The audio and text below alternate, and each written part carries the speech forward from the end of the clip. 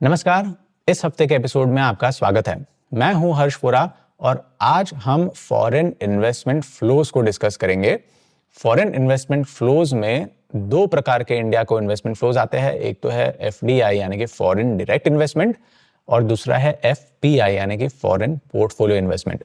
अब जब हम एफडीआई की बात करते हैं तो in case you don't know FDI क्या है।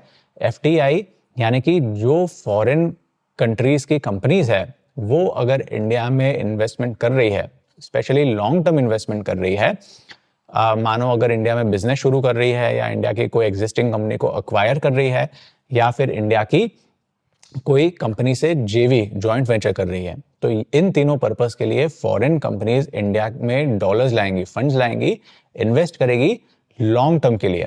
लॉन्ग टर्म क्यों? क्योंकि एफडीआई जब फॉरेन इन्वेस्टर्स इंडिया के बिजनेस को अक्वायर करेंगे तो ऐसा तो है नहीं कि एक दो महीने में वो स्टेक बेच के चली जाएंगे वापस, राइट?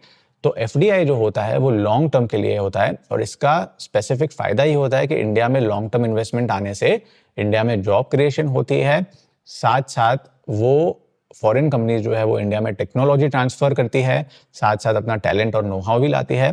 तो इंडिया की लॉन्ग टर्म इकोनॉमिक ग्रोथ जो है वो एफडीआई से बूस्ट होती है, राइट? और एफडीआई स्टेबल इन्वेस्टमेंट है, अनलाइक फॉरेन पोर्टफोलियो इन्वेस्टमेंट जो कि काफी वॉलेटाइल रहता है। फॉरेन पोर्टफोलियो इन्वेस्टमेंट में एफआईआईज जो है, फॉरेन इंस्टीट्यूशंस, वो इंडिया के इक्विटी या फिर डेट मार्केट में इन्वेस्टमेंट करती है और बिकॉज ये इक्विटी या डेट मार्केट में इन्वेस्टमेंट होता है ये काफी वॉलेटाइल रहता है और ये इन्वेस्टर्स एक या दो महीने में कभी भी इंडिया को मैक्रो इकोनॉमिक शॉक आया तो विड्रॉ करके वापस अपनी होम कंट्री ले जा सकते हैं। तो एफपीआई काफी वॉलेटाइल रहते हैं और काफी शॉर्ट टर्म रहते हैं। एफडीआई लॉन्ग टर्म और स्टेबल इन्वेस्टमेंट फ्लोज है। तो अब इन्वेस्टमेंट फ्लोज की अगर हम बात करें तो ये डेटा पिछले वीक रिलीज हुआ। किसने रिलीज किया ये डेटा? ये डेटा रिलीज किया रिजर्व बैंक ऑफ इंडिया ने। वो हर महीने एफडीआई का डेटा रिलीज करती है और इस बार का एफडीआई और एफपीआई का डेटा देखो, फॉरेन इन्वेस्टमेंट फ्लोज देखो तो काफी नेगेटिव है। नेगेटिव क्यों है? वेल, सबसे पहले थोड़ी पॉजिटिव चीज देखते हैं ये डेटा में। पॉजिटिव चीज में अगर आप देखो तो इंडिया में एफडीआई अप्रैल से लेके अक्टूबर महीने में अगर आप देखो तो वो 48 बिलियन डॉलर्स की आई है। यानी कि फॉरेन इन्वेस्टर्स ने इंडिया में inflow compare to the previous year almost 15.5% जितने ज्यादा किए हैं, राइट? तो ये एक पॉजिटिव चीज है। लेकिन इन फॉरेन पोर्टफोलियो इन्वेस्टर्स ने इंडिया से फंड्स विड्रॉ भी किए हैं। कितने विड्रॉ किए हैं? ऑलमोस्ट 34 बिलियन डॉलर्स जितने, जो कि पिछले साल के अप्रैल से अक्टूबर महीने के कंपैरिजन से ऑलमोस्ट 29% ज्यादा है। फॉरेन डायरेक्ट इन्वेस्टमेंट इंडिया में आया तो है और 15% ज्यादा आया है पिछले साल के कंपैरिजन में, लेकिन विड्रॉवल्स भी हुए हैं ऑलमोस्ट 29% ज्यादा, जिसके चलते अगर आप फॉरेन डायरेक्ट इन्वेस्टमेंट देखो नेट ऑफ रिपैट्रिएशन यानी कि नेट ऑफ विड्रॉवल्स, तो वो 8% से गिरे हैं, राइट? तो ये नेट अगर आप देखो तो काफी नेगेटिव चीज है। अब ये हो गया फॉरेन डायरेक्ट इन्वेस्टमेंट फ्लोज की, इनफ्लो की। लेकिन आउटफ्लो देखो, आउटफ्लो यानी कि इंडियंस ने फॉरेन कंपनीज में कितना इन्वेस्ट किया है, राइट? अब इस चीज को अगर आप देखो तो वो है 12 बिलियन डॉलर्स, यानी कि इंडियंस ने फॉरेन कंट्रीज में ऑलमोस्ट 12 बिलियन डॉलर्स जितना लॉन्ग टर्म इन्वेस्टमेंट किया है, जो कि पिछले साल के कंपैरिजन से ऑलमोस्ट 55% ज्यादा है, राइट? तो अगर फॉरेन इन्वेस्टर्स ने इंडिया में कितना इन्वेस्ट किया है, उसमें से इंडियंस ने फॉरेन कंट्रीज में कितना लॉन्ग टर्म इन्वेस्टमेंट किया है, वो अगर आप माइनस करो तो नेट एफडीआई, जिसको बोलते हैं नेट एफडीआई, देखो तो अप्रैल से लेके अक्टूबर 2024 में 23 की कंपैरिजन से ऑलमोस्ट 72% डिक्लाइन हुआ है, right? Last year net FDI 7.7 billion dollars की आई थी, अप्रैल से अक्टूबर महीनों की बात कर रहे हैं हम। इस साल सिर्फ 2.1 बिलियन डॉलर्स की आई है, राइट? 72% डिक्लाइन है, काफी कंसर्निंग। सेकेंड चीज अगर आप देखो तो foreign portfolio investment, right? Net foreign portfolio investment अगर आप देखो, इंडिया में फॉरेन इंस्टीट्यूशंस ने इस साल सिर्फ 9.1 बिलियन डॉलर्स का इन्वेस्टमेंट किया है, यानी कि अप्रैल से अक्टूबर महीनों में। पिछले साल 18 बिलियन डॉलर्स का इन्वेस्टमेंट था, 19 बिलियन डॉलर्स का। तो इसका मतलब ये है कि फॉरेन पोर्टफोलियो इन्वेस्टर्स ने इंडिया में से फंड्स 51% विड्रॉ किए हैं, 51% डिक्लाइन है, राइट? और ये चीज निफ्टी में भी रिफ्लेक्ट हो रही है अक्टूबर महीनों से, जब फॉरेन पोर्टफोलियो इन्वेस्टर्स ने ज्यादातर फंड्स विड्रॉ करना शुरू किया। इनफैक्ट अक्टूबर में ऑलमोस्ट $10 बिलियन जितने फंड्स एफपीआईज ने विड्रॉ किए थे। अक्टूबर महीने से निफ्टी भी काफी गिरा हुआ है, इंडियन मार्केट्स काफी करेक्शन मूड में है बिकॉज नेट पोर्टफोलियो इन्वेस्टमेंट काफी कम हुआ है, राइट। तो again to review, net foreign direct investment अगर आप देखो तो 72% से गिरा है, नेट पोर्टफोलियो इन्वेस्टमेंट अगर आप देखो तो 51% से गिरा है ईयर ऑन ईयर। ये काफी नेगेटिव चीज है। और ये इंपॉर्टेंट क्यों है, ये डेटा इंपॉर्टेंट क्यों है, क्योंकि अगर एफडीआई और एफपीआई यानी कि फॉरेन इन्वेस्टमेंट फ्लोज इंडिया में कम होंगे, इसका सीधा असर पड़ेगा रुपी पे। रुपी जो है वो डी वैल्यू होगी, और रुपी डी वैल्यू होगी तो इसका डायरेक्ट इंपैक्ट पड़ेगा इन्फ्लेशन पे। इन्फ्लेशन इंडिया में बढ़ सकता है, राइट। अब foreign port investment flows India में कम आने से रुपी क्यों डी वैल्यू होगी और उसका इंपैक्ट इन्फ्लेशन पे क्यों पड़ेगा, इस चीज को हम थोड़ा बारीकी से देखते हैं, राइट। सबसे पहले तो आपको याद होगा कि ट्रेड डेटा हमने पिछले वीक डिस्कस किया था। ट्रेड डेटा में हमने ये जाना था कि इंडिया जो है वो ट्रेड डेफिसिट में रही है। ट्रेड डेफिसिट यानी कि इंपोर्ट्स का एक्सपोर्ट से ज्यादा होना। जब इंपोर्ट्स एक्सपोर्ट से ज्यादा होंगे तो इंडिया में ट्रेड डेफिसिट होगा, और नवंबर महीने में इंडिया का ट्रेड डेफिसिट ऑलमोस्ट $20 बिलियन का था, जो कि ऑल टाइम हाई का था, राइट। पिछले नवंबर की कंपैरिजन से 190% ज्यादा। इंडिया ने, इसका रीजन यह है कि इंडिया ने गोल्ड इंपोर्ट ज्यादा किए थे नवंबर महीने में, ऑलमोस्ट 300% ज्यादा। अब ये ऑफिशियल फिगर में थोड़े से चेंजेस आएंगे, क्योंकि गवर्नमेंट ने स्टेटमेंट दिया है कि गोल्ड इंपोर्ट्स कैलकुलेशन करने में ऑफिशियल्स की शायद कुछ मिस्टेक रह सकती है। तो ये डेटा जब रिवाइज होगा तो हम वापस वीडियो में ये डेटा को डिस्कस करेंगे। लेकिन अभी के हाल ही के ऑफिशियल फिगर्स के हिसाब से इंडिया का ट्रेड डेफिसिट $20 बिलियन का है। अब ट्रेड डेफिसिट जब ज्यादा होगा तो क्या होगा, इसका इंपैक्ट सीधा पड़ेगा करंट अकाउंट डेफिसिट पे। करंट अकाउंट डेफिसिट को हमने पिछले वीडियोस में डिटेल में डिस्कस किया है, लेकिन इस वीडियो में मैं रिवीजन कर लेता हूं ताकि ये डेटा आपको ज्यादा अच्छी तरह समझ पाए। करंट अकाउंट डेफिसिट है क्या? वेल, करंट अकाउंट डेफिसिट में 3 कंपोनेंट्स होते हैं। एक और सबसे मेजर कंपोनेंट है ट्रेड डेफिसिट, यानी कि ट्रेड डेफिसिट अगर ज्यादा हुआ तो करंट अकाउंट डेफिसिट ज्यादा होगा। करंट अकाउंट में बेसिकली जो भी डॉलर्स के इनफ्लोज और आउटफ्लोज होते हैं, उसका नेट फिगर जो होता है वो करंट अकाउंट डेफिसिट में काउंट होता है। तो इंपोर्ट्स अगर एक्सपोर्ट से ज्यादा हुए तो इंडिया के पास डॉलर्स की कमी हो गई, तो वो करंट अकाउंट डेफिसिट में रिफ्लेक्ट होगा। अगर एक्सपोर्ट्स इंपोर्ट से ज्यादा होंगे तो दैट मीन्स इंडिया के पास डॉलर्स ज्यादा है, क्योंकि एक्सपोर्ट ज्यादा हो रहा है तो करंट अकाउंट चला जाएगा सरप्लस पे। इंपोर्ट एक्सपोर्ट से ज्यादा हुआ तो करंट अकाउंट चला जाएगा डेफिसिट पे, क्योंकि इंडिया के पास डॉलर्स कम है। जितने इंपोर्ट्स हो रहे हैं उससे कहीं कम एक्सपोर्ट्स हो रहे हैं, तो इंडिया के पास डॉलर्स कम है। सेकेंड कंपोनेंट जो है करंट अकाउंट डेफिसिट का वो है नेट इनकम। नेट इनकम क्या? वेल, काफी सारे फॉरेन इन्वेस्टर्स इंडिया में जब इन्वेस्टमेंट करते हैं तो उनको या तो डिविडेंड इंडिया देती है, या फिर प्रॉफिट जो है वो अपने होम कंट्री ले जाएंगे ये फॉरेन इन्वेस्टर्स, राइट। डिविडेंड या प्रॉफिट या कोई अदर टाइप के रिटर्न जब इंडिया से बाहर जाएगा तो वो करंट अकाउंट डेफिसिट को बढ़ाएगा, क्योंकि इंडिया से डॉलर्स बाहर जा रहे हैं। अगर इंडियंस ने जो इन्वेस्टमेंट फॉरेन कंट्रीज में किया है उस पे इंडियंस जो प्रॉफिट जो है वो इंडिया में लाएंगे, या फिर कोई डिविडेंड इनकम इंडिया में लाएंगे, तो वो करंट अकाउंट डेफिसिट को कम करेगा, क्योंकि इंडिया में डॉलर्स आ रहे हैं, राइट। ये हो गया नेट इनकम। तो नेट इनकम का इंपैक्ट भी करंट अकाउंट डेफिसिट पे पड़ता है। थर्ड कंपोनेंट है रेमिटेंसेस, यानी कि जो एनआरआईज बाहर की कंट्रीज में बसे हुए हैं वो अगर डॉलर्स इंडिया में भेज रहे हैं तो वो भी करंट अकाउंट डेफिसिट को कम करेंगे। और या फिर इंडिया से अगर फंड्स बाहरी कंट्रीज में जा रहे हैं, डॉलर्स बाहरी कंट्रीज में जा रहे हैं, तो वो करंट अकाउंट डेफिसिट को बढ़ाएंगे, राइट। तो 3 कंपोनेंट्स है करंट अकाउंट डेफिसिट का। एक तो है ट्रेड, यानी कि इंपोर्ट्स माइनस एक्सपोर्ट्स। दूसरा है नेट इनकम, यानी कि इंडियन कंपनीज, इंडियन इन्वेस्टर्स को बाहरी कंट्रीज से कितने प्रॉफिट और डिविडेंड्स मिल रहे हैं, वर्सेस फॉरेन इन्वेस्टर्स जब इंडिया में इन्वेस्ट कर रहे हैं तो वो बाहर कितना प्रॉफिट ले जा रहे हैं, राइट। Net income. सेकंड है रेमिटेंसेस। अगर रेमिटेंसेस ज्यादा आ रहे हैं इंडिया में तो वो करंट अकाउंट डेफिसिट को कम करेंगे। रेमिटेंसेस, अगर इंडियंस डॉलर्स बाहर भेज रहे हैं तो करंट अकाउंट डेफिसिट को बढ़ाएंगे। अब ट्रेड डेफिसिट जब बढ़ेगा, इंपोर्ट एक्सपोर्ट से ज्यादा होगा। एक्सपोर्ट्स जो है वो इंपोर्ट्स को कवर करने के लिए नेचुरली इनफ नहीं रहेंगे, राइट।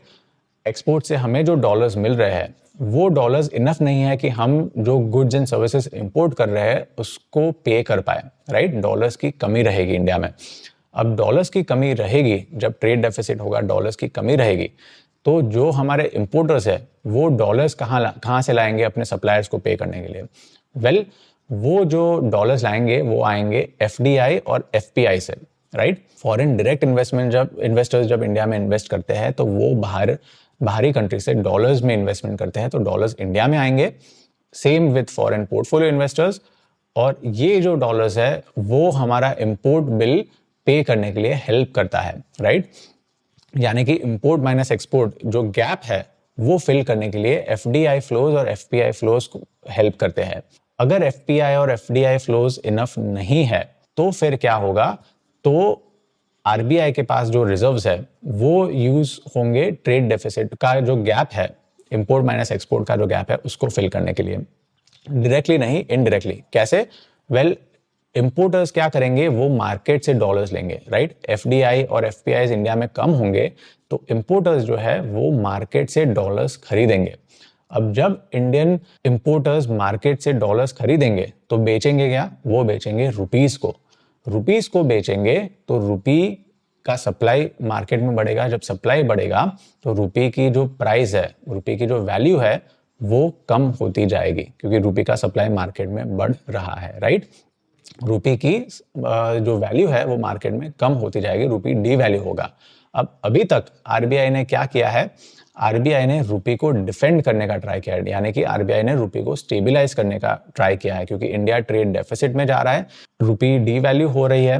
ऑल्सो साथ साथ फॉरेन इन्वेस्टर्स भी अपने पैसे होम कंट्रीज विड्रॉ करके ले जा रहे हैं, इससे भी रुपी पे प्रेशर आ रहा है, क्योंकि ये जो फॉरेन पोर्टफोलियो इन्वेस्टर्स है वो डॉलर्स में वापस ले जाएंगे ना, तो डॉलर्स खरीदेंगे मार्केट से तो रुपी बेचेंगे। अब रुपी बेचेंगे तो ऑल्सो रुपी पे प्रेशर आएगा। तो फॉरेन पोर्टफोलियो इन्वेस्टर्स बेच रहे हैं, इससे रुपी पे प्रेशर आ रहा है।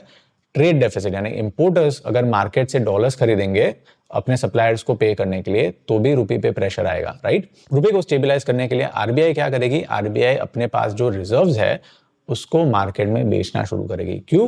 क्योंकि ये रिजर्व जो है वो डॉलर टर्म्स में रहते हैं, चाहे येन हो, यूरो हो, या फिर पाउंड हो या डॉलर्स हो। तो ये जो फॉरेन रिजर्व्स है वो आरबीआई मार्केट में बेचती है। जब डॉलर्स बेचेगी मार्केट में तो डॉलर पे डाउनवर्ड प्रेशर आएगा और रुपी पे थोड़ा अपवर्ड प्रेशर आएगा। रुपी थोड़ा स्ट्रॉन्ग होती जाएगी, क्योंकि डॉलर्स जब बेचेगी तो रुपी खरीदेगी आरबीआई, राइट? रुपी खरीदेगी तो रुपी स्ट्रॉन्ग होना शुरू हो जाएगी। लेकिन आरबीआई के पास जो रिजर्व्स है, फॉरेक्स रिजर्व्स, वो कम होना शुरू हो जाएंगे, राइट? रिजर्व्स जो है वो ज्यादा कम होंगे तो भी बहुत दिक्कत हो सकती है। क्यों? अब आप 1991 का सिनेरियो देख लो। 1991 में क्या हुआ था? 1991 में गल्फ वॉर हुई थी। 1990 में गल्फ वॉर हुई थी, तो उसकी वजह से क्रूड ऑयल प्राइसेस जो है वो शूट अप हो गए थे। जब crude oil prices shoot up हो गए तो इंडिया की जो करेंसी है उस पर प्रेशर आना शुरू हुआ, इंडिया में इन्फ्लेशन बढ़ना शुरू हुआ।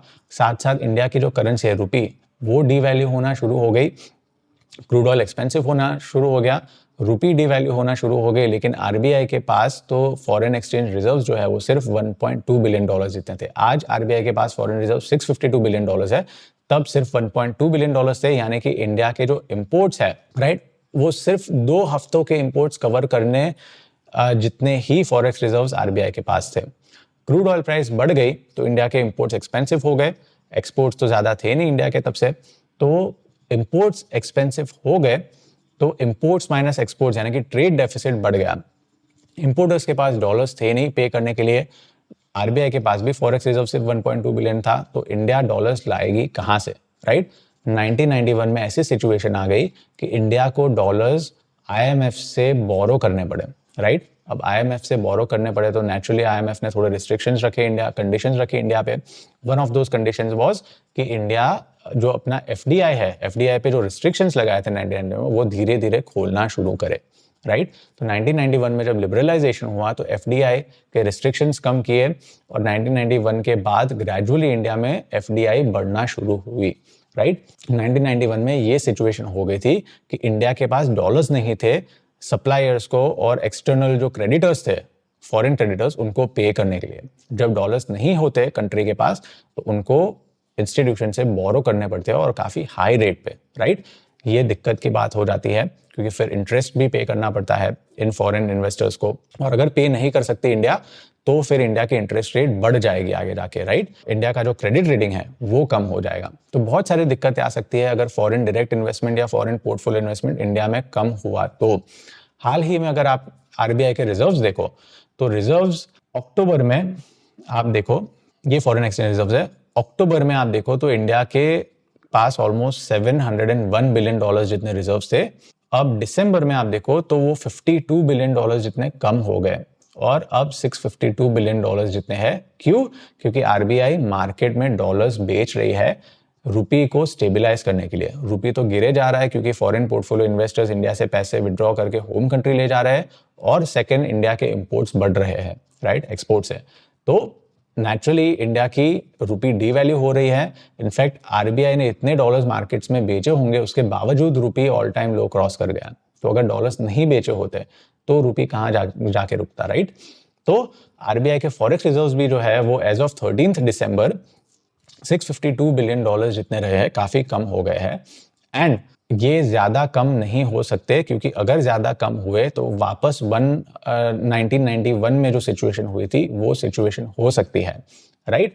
सो इसके अलावा अगर आरबीआई फॉरेक्स रिजर्व ना बेचे, क्योंकि फॉरेक्स रिजर्व चाहिए वरना 1991 जैसे सिचुएशन हो जाएगी, फॉरेक्स रिजर्व नहीं बेचना, तो फिर क्या ऑप्शन है? तो फिर एक ऑप्शन बचता है वो कि रुपी को डी वैल्यू होने दे। अगर रुपी डी वैल्यू हुई तो इसके दो नतीजे हो सकते हैं। एक तो है कि रुपी अगर डी वैल्यू हुई तो इंडिया के एक्सपोर्ट्स जो है वो कंपेटिटिव हो जाएंगे, राइट, क्योंकि इंडिया के जो गुड्स एंड सर्विसेज है वो फॉरेन इन्वेस्टर्स के लिए अब सस्ते लगने लगेंगे। अभी रुपी 85 है, रुपी 87 पे हुआ, राइट। तो फॉरेन इन्वेस्टर्स जो है उनको कम डॉलर्स में अपने गुड्स मिलने शुरू हो जाएंगे, गुड्स एंड सर्विसेज मिलने शुरू हो जाएंगे, तो इंडिया के एक्सपोर्ट्स जो है वो बढ़ना शुरू हो जाएंगे, राइट। तो ये एक पॉजिटिव नतीजा हो सकता है रुपी डी वैल्यू होने का। नेगेटिव नतीजा ये हो सकता है कि क्रूड ऑयल जो है वो इंडिया को महंगा पड़ सकता है। रिमेंबर, इंडिया 85% अपना क्रूड ऑयल इंपोर्ट करती है बाहरी कंट्री से, 85% क्रूड ऑयल इंपोर्ट करती है।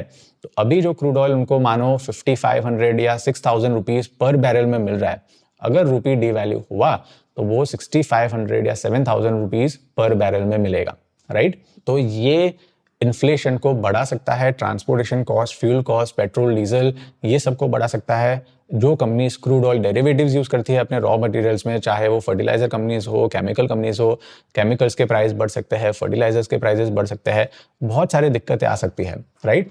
सो ये सिचुएशन थोड़ी टफ हो गई है आरबीआई के लिए। आरबीआई आगे जाके क्या करेगी वो देखना पड़ेगा हमें, लेकिन आई होप ये जो कॉन्सेप्ट्स हमने डिस्कस किए हैं वीडियो में वो आपके लिए क्लियर रहे हो। अगर कोई कॉन्सेप्ट में आपको कोई क्वेश्चन है तो आप नीचे कमेंट करिएगा, मैं अगले वीडियो में उसको क्लैरिफाई करूंगा। और इस हफ्ते के वीडियो के लिए इतना ही, मिलते हैं नेक्स्ट वीक। Thank you.